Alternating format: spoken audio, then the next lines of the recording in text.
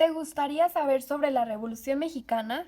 La Revolución Mexicana fue un conflicto armado que inició en 1910 como consecuencia del descontento popular hacia la dictadura de Porfirio Díaz y que derivaría en una guerra civil que transformaría radicalmente las estructuras políticas y sociales del país, encabezado por Francisco Madero en contra de Porfirio Díaz, quien permaneció en el poder más de 30 años. Para las elecciones de 1910, el Partido Nacional Antirreeleccionista, con Francisco y Madero como candidato, se enfrentó a Díaz. Díaz, al ver que Madero podía ganar, lo mandó a encarcelar para él triunfar en las elecciones. Madero escapó de la cárcel y huyó a Estados Unidos, donde lanzó el Plan de San Luis, en el que invitaba al pueblo a levantarse en armas el 20 de noviembre de 1910 en contra de los abusos del gobierno y la falta de democracia. El levantamiento de Madero tuvo mucho éxito y en mayo de 1911 cayó Ciudad Juárez en mano de los rebeldes, por lo que Díaz renunció a la presidencia. Se convocó a nuevas elecciones y Madero triunfó ocupando la presidencia en noviembre de 1911. Sin embargo, el 9 de febrero de 1913, militares porfiristas se rebelaron contra Madero. Se atrincheraron en el edificio conocido como la Ciudadela y durante días pelearon contra las tropas leales a Madero. El general Victoriano Huerta, encargado de defender al gobierno, traicionó a Madero y a Pino Suárez, los hizo prisioneros y después los asesinó. A esto se le conoce como la Decena Trágica, desencadenando consigo la segunda etapa de la Revolución Mexicana, donde Victoriano Huerta enfrentó un fuerte rechazo por grupos de la sociedad que pensaban que por no haber ganado una elección y haber asesinado al presidente era incorrecto que dirigiera el país. Esta oposición está encabezada por el gobernador de Coahuila, Venustiano Carranza,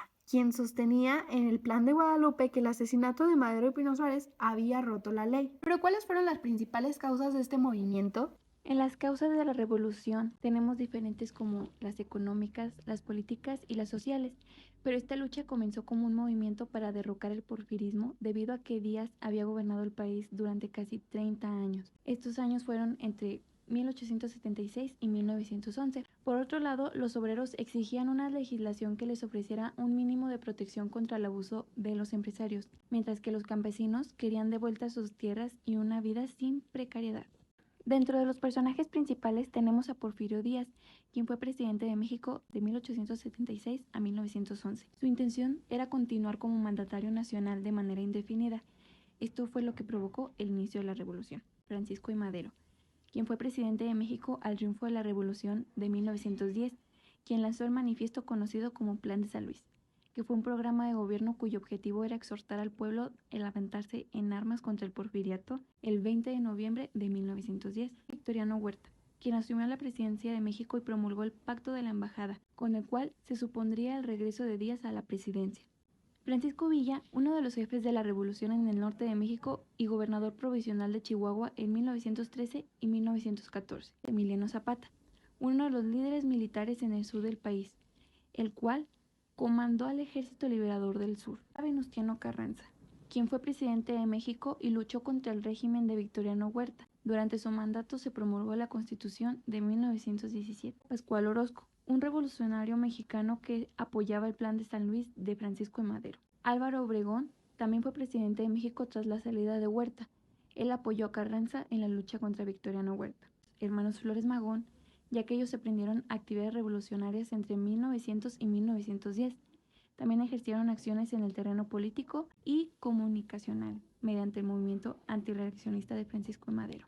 La promulgación de la Constitución de 1917 es considerada por algunos como el fin de la revolución, porque todos los anhelos, todos los propósitos, todas las consignas por las que se originó el levantamiento fueron elevadas a un marco jurídico que se mezcló con el espíritu liberal del 57, dando como resultado una constitución que era en su momento avanzada. En 1920, la solución presidencial provocó otro conflicto, que terminó con la muerte del presidente Carranza. Su muerte también se considera el fin de la revolución, porque con él murieron los principales caudillos del movimiento, y se empezó otra época con caudillos más jóvenes, la mayoría de Sonora. En 1928 asesinaron a Obregón y con su muerte se descubrió el disco de un nuevo conflicto armado. En 1929 nació el PNR, otro de los finales de la revolución que es considerado así por las facciones políticas revolucionarias, que dejaron de girar en torno a un caudillo, a un hombre que podía ser asesinado o derrotado, y empezaron a girar en torno a una institución.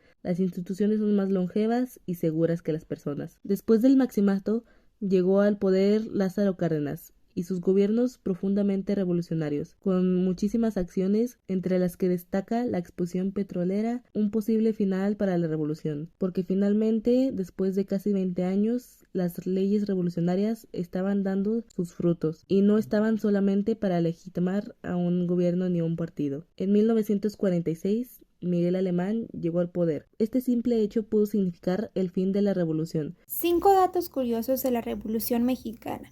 Número 1. Francisco Villa, conocido como el Centauro del Norte, se casó al menos 27 veces y tuvo 26 hijos, y los reconoció a todos, y pese a que su padre murió en el movimiento de la Revolución, todos salieron adelante gracias a que él los educó a todos, y todos sobresalieron en sus estudios, pues él creía firmemente en el poder de la educación. Cuando fue gobernador de Chihuahua, durante el primer mes de su gobierno, mandó a construir 50 escuelas totalmente equipadas, estas con materiales y maestros. Número 2. El movimiento anarquista y feminista en México tomó forma y cobró fuerza gracias a la Revolución.